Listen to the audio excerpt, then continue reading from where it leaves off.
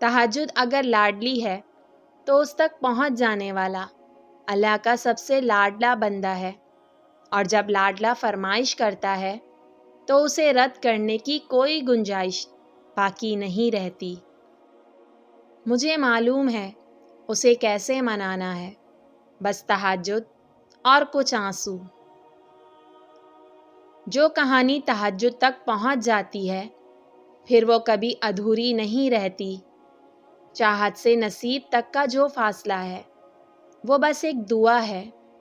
تہجد میں بہنے والا ہر آنسو اللہ سے کن کہنے کی سفارش کرتا ہے۔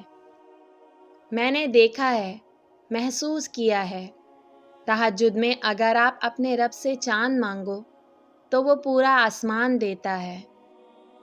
تہجد میں کی گئی دعا بند ہوئے سب دروازے کھول دیتی ہے۔